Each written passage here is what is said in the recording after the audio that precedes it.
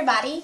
Today, as I promised, I know I'm a day late, but I'm going to be showing y'all how to make combustible cone incenses. Those are going to be your cone incenses that you will use without charcoal. They will self-ignite and stay burning together. Now I have made some cone incenses that you have to use charcoal on, and here's an example of one. It looks kind of like a loose incense mixed together as a cone, and you will actually set this on top of your charcoal. That was totally experimental. They worked pretty good. I can use a little practice on those. Once I get those down, I'll show you all how to make those. It's pretty simple. You just don't have a combustible powder in it that will keep the cone ignited. So today I'm going to show you all how to make the combustible incenses. And like I said, those will stay ignited on their own. So the ones I'm doing today are, it's going to be a strong happiness incense. And it's going to be good for, if you're feeling down and you need a little happiness, or if you need to protect your happiness, if you feel like someone's trying to take that away from you, to cleanse negative thoughts, anything like that. Just something to light when you're feeling down and you feel threatened. So what I'm going to start with, let me show y'all what I've got here. There we go. Okay, so I have the charcoal powder, the gum, and it's called Arabic gum, and that's going to be your binding agent. Your charcoal is obviously for your ignition to keep it lit. I have my two resins. I have dragon's blood resin, myrrh as my resins that will help bind it as well. And then I have my sandalwood, which is going to help keep the charcoal burning. And it will also help burn the herbs that I'm using. This is going to be a pretty versatile base for your incenses. Your dragon's blood is good for protection, potency of your incense, and love. Your myrrh and sandalwood are good for protection, healing, wisdom, or wishes, and exorcism if you need to make an exorcism incense. Also, this base can be thrown into your balefire to help increase the potency of your circle, or however you wish to use it there. I'm also going to be using stormwater. I collected this a couple years ago, and the stormwater is just going to add strength to the incense itself and also help the binding agents get that gummy thing, what it's supposed to do. But the stormwater will really help with the strength because it was collected during a good thunderstorm with lightning, thunder, everything. My incenses I'm using, my herbs, see if y'all can see them there. Okay, it's going to be lavender for happiness and peace, oregano for harmony and tranquility. I have bay leaves for strength, cloves to ward off negativity, and peppermint to cleanse negative thoughts. Right there. So, what I'm going to do is get my camera here to where y'all can see how I'm mixing this. Like so. Okay, so I have my incenses, and I'm going to go ahead and stir those all together. And you want them evenly distributed throughout each other so they are all together. And it smells wonderful. This will probably make about 3 to 4 cones, I'm guessing. The math isn't exact, it's whatever you feel. And you want all your herbs ground in your mortar and pestle to a fine powder, if possible, depending on the herb. So there's those. You also want to mix your resins and charcoal and gum together. You want more charcoal than you do gum. And you want it evenly distributed as well. Like I said, the resins will help bind along with the gum into the charcoal. We won't use all of this. Like I said, we'll save some of it. It made a pretty good portion size.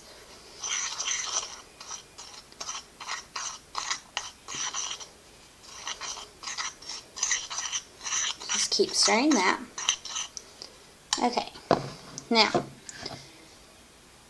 there's my herbs, and here's my charcoal. Also, during this process, I always light, when I'm making something, I always light my working candle, and that just helps, you know, the atmosphere. It's a candle that I made when I first started my practice for comfort, happiness, and protection, and that just keeps me from putting any negative thoughts or anything into my incenses, bath salts, anything that I'm doing. Okay? So, how we're going to do this. Spot here. It's hard trying to film myself making stuff. Okay. So instead of just pouring the water in, I have this little dropper here that I've already filled with my storm water. That way I can mix an exact amount of water so I don't over dilute my incense and charcoal. So I'm going to just spoon a little bit of this mixture here, the charcoal, into my herbs and stir it as I go to where it looks pretty good.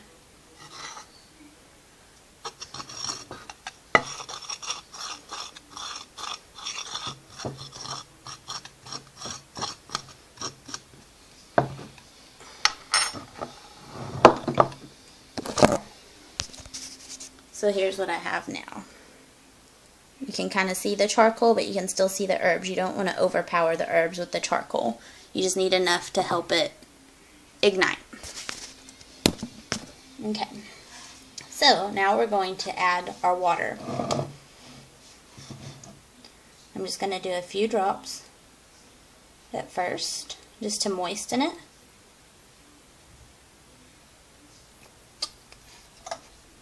And then stir it. And it'll become kind of pasty and it'll start balling up. And when it starts balling up all together, you'll know that it's getting ready. So here's what I have so far. Y'all can't see that. I need a better camera. So you kind of see how it's balling up. So we're going to keep doing that. I went ahead and ground up my herbs and everything before I started filming. That way it would take up less time. We get down to the nitty gritty. Again, we're just going to moisten that and stir. You don't want to put too much water in at first because you can make it too wet and it not mix right. Some people actually use a combustible powder, but I'm trying it this way because I don't have a combustible powder or a way to get a combustible powder. So I'm doing it with charcoal and sandalwood because I found a lot of people do it that way with just stuff laying around their house.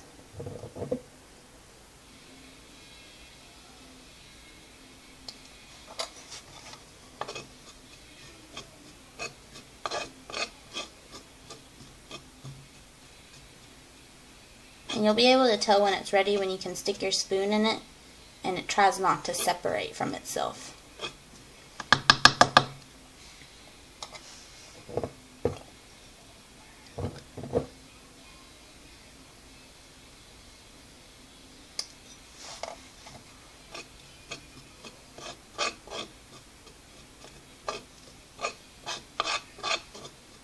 You can also stick your fingers in it and see how malleable it is if you can actually form it. And it's getting pretty close to being ready. Let's do a few extra drops of water.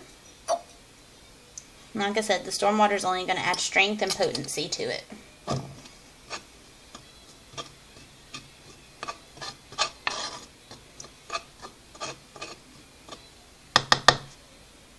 Okay, I think that's pretty good. Now what you want to get you some wax paper, something to lay it on, and that way you can label it if you're making different types of incenses with like a Sharpie. You can write on there like happiness incense, love incense, stuff like that. So we're just going to ball it up in our hands.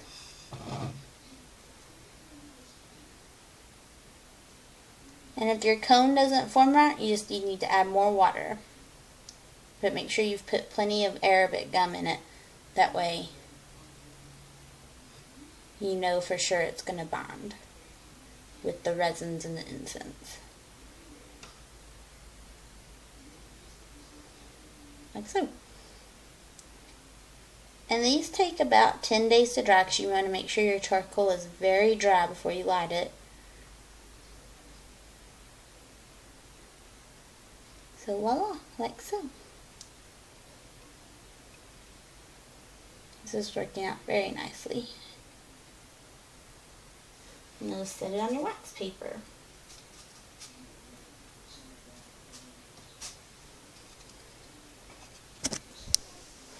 Like so. Here's the one I just made.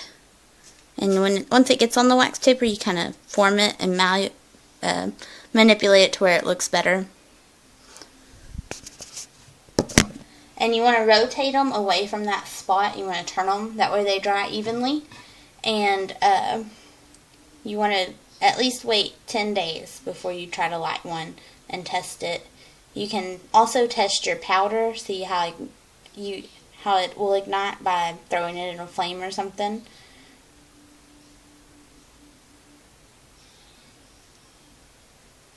Here's number 2. But you want to make sure most of your herbs are powder. I have a few stems in here, but it just kind of makes them look pretty. This is a very messy process because of the charcoal, but it's worth it in the end. Here's number 2. And make sure the base is very flat when you push it down. And you can make them however big or however small you want.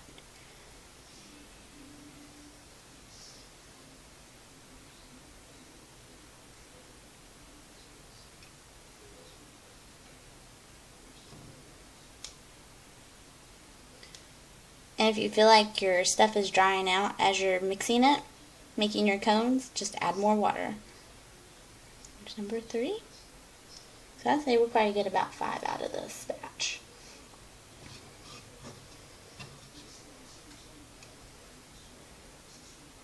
And a lot of people like to wait before they mix them a couple of days.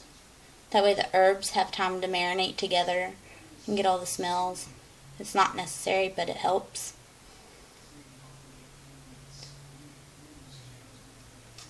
Oop, that one fell apart. Need to add more water.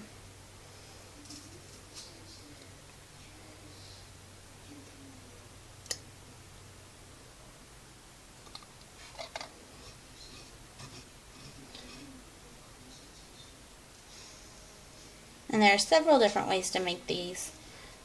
You can go on YouTube and find a lot of videos that have them.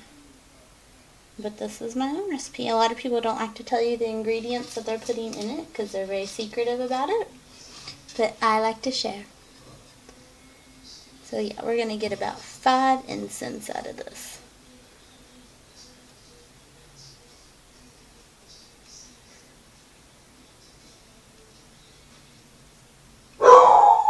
That's Max, my dog. He likes to bark at everything. Okay.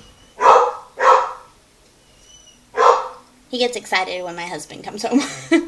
Alright, so here's our incense that we've just made. Right there.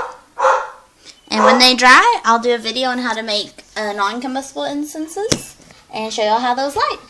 Blessed be.